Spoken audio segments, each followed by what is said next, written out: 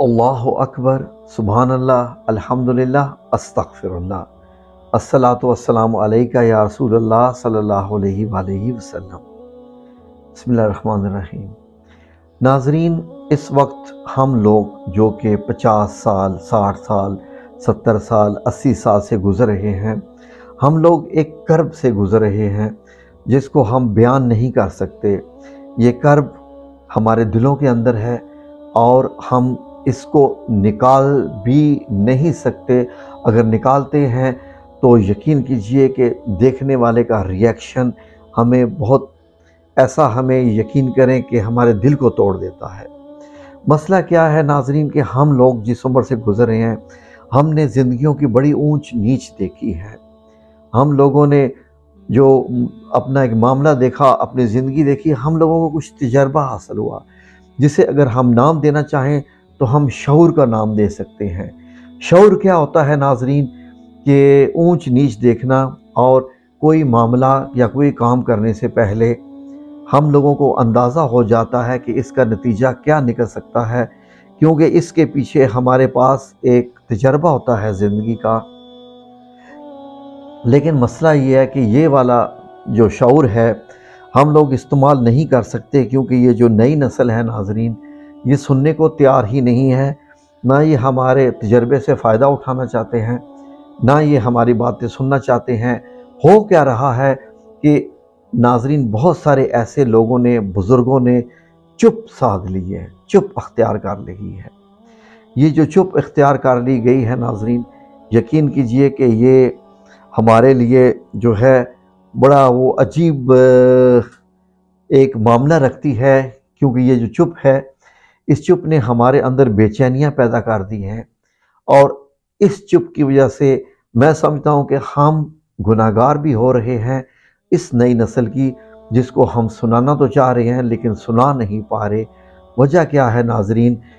کہ ہم یہ سمجھتے ہیں کہ نہیں، یہ سننے والے نہیں ہیں، ان کو مت سناؤ، یہ سننے والے نہیں ہیں، ان کو مت سناؤ۔ لیکن نہیں، دیکھیے اللہ رب العزت نے قرآن کریم میں فرمایا، فذکر انما انت مذکر لست علیہم بمسیطر۔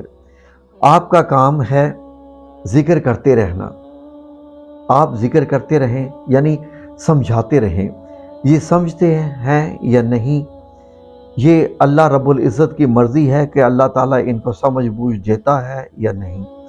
اس لیے ناظرین پلیز، آپ کے اندر جو اللہ نے شعور دیا ہے، آپ اس کو پھیلاتے رہیں۔ کوشش کیا کیجئے کہ جب بھی آپ کے گھر میں کبھی کوئی محفل ہو، کوئی بچے جمع ہوں، نئی نسل کے جب لوگ بیٹھے ہوں، تو آپ ان سے ریکویسٹ کیجئے کہ پلیز، ہم لوگ آپ کی باتیں سنتے ہیں، ہم بزرگ ہو کے آپ کی باتیں سنتے ہیں، آپ لوگ ہمارے بچے ہیں، ہمارے بچوں کے بچے ہیں، ہمیں صرف 5 منٹ دیجئے اور ہماری بات سنیے، اور اس دوران میں پلیز آپ بولیے گا مت، اس لیے کہ جو ہمارا فرض ہے وہ ہمیں کرنے دیں، اس کے بعد آپ نے کرنی اپنی ہی مرضی ہے، اور اللہ تعالیٰ ہی ہے کہ آپ کو اس طرح کا شعور عطا فرما دے کہ آپ ہماری بات سمجھ جائیں۔ دیکھیے، یہ نیگوسیشن کا یہ ایک طریقہ ہے بات ایک دوسرے کا بتلانے کا۔ اگر ہم یہ چاہیں کہ ہم غصے سے لال ہو کر، آواز کو اپنی بلند کر کے، اپنی اولاد کو اگر ہم کچھ بتانا چاہتے ہیں اور وہ نہیں سننا چاہتی ہیں، یقین کیجیے آپ اپنی بات کا وزن کھو دیں گے، آپ اپنے رشتے کی اہمیت بھی کھو دیں گے، آپ یقین کیجیے کہ اپنا مرتبہ بھی کھو دیں گے۔ کیوں؟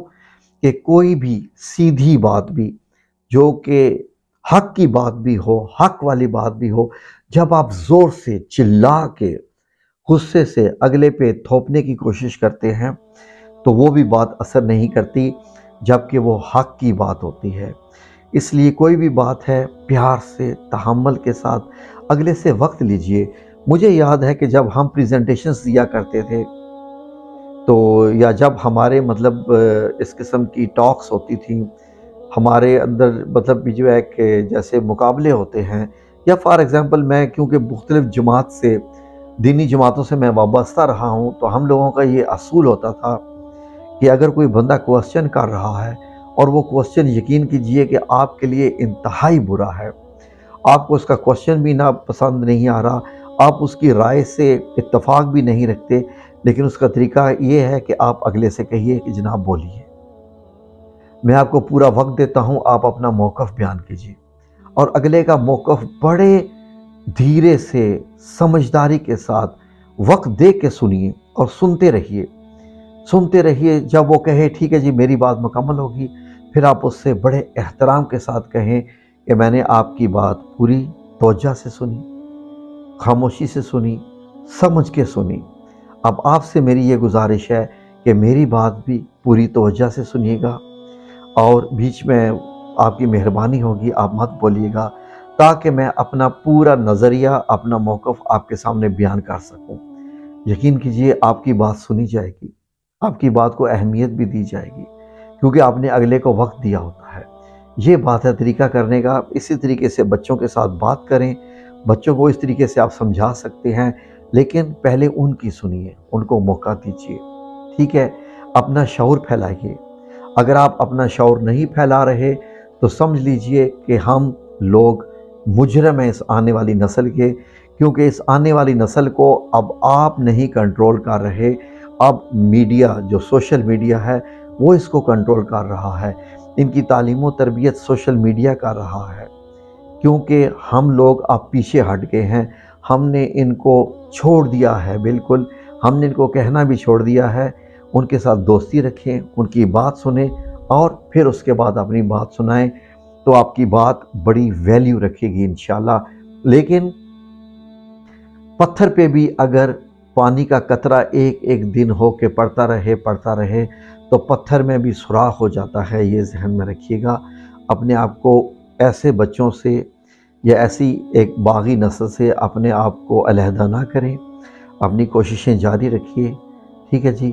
بتاتے رہیں، لیکن ان کی سننے کے بعد ان سے وقت لے کے، کیونکہ آپ بات کر رہے ہوں، اگلے کے پاس وقت نہ ہو تو اگلا سننے کو تیار نہیں ہوتا، آپ کی بات کی اہمیت بھی ختم ہو جاتی ہے۔ دعا میں یاد رکھیے، انشاءاللہ باذن اللہ تعالی، آمین یا رب العالمین، برحمتک یا ارحم الراحمین۔